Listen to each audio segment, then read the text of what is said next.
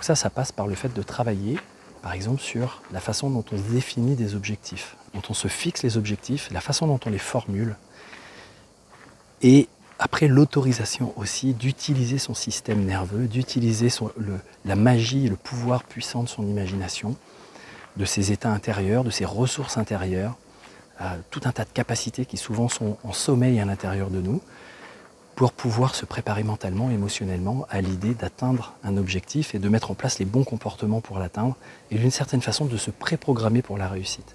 Donc il y a une idée d'autorisation aussi intérieure et de sortir de ce langage interne, parfois bloquant, limitant, qui de toute façon c'est compliqué, tu vas peut-être pas y arriver, tu vas peut-être être fatigué, tu n'auras peut-être pas les moyens, etc. Qui fait que les personnes ne s'autorisent même pas la possibilité de laisser à leur cerveau le fait d'oser imaginer que ça fonctionne.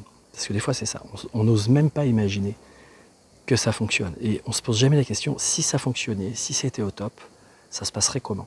Pourquoi? Parce qu'il y a tous les oui mais, peut-être que ça ne se passera pas comme ça, il y aura peut-être tel problème, mais qui ne sont pas du tout sûrs, et qui sont souvent des projections, qui sont souvent des anticipations, et qui sont parfois fausses en fait.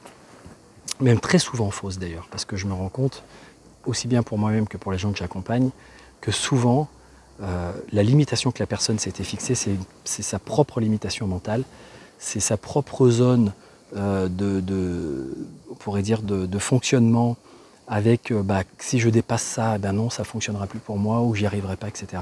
Et souvent, c'est complètement faux. La personne s'en aperçoit, ça change ses croyances sur elle-même, ça lui permet de se rendre compte qu'en fait, elle se croyait pas capable, elle se croyait limitée, elle croyait ne pas mériter, elle croyait que ça allait poser des problèmes aux autres, elle croyait qu'elle allait peut-être être déçue, peut-être avoir honte. Et en fait, tout ça, ça se lève au fur et à mesure.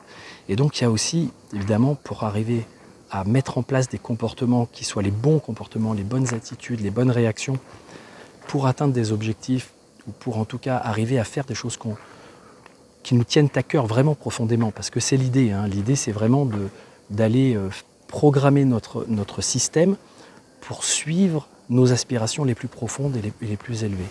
C'est vraiment de faire quelque chose qui est en alignement au niveau de notre système de valeurs, qui donne du sens, qui donne de la cohérence à ce qu'on est et à ce qu'on vit.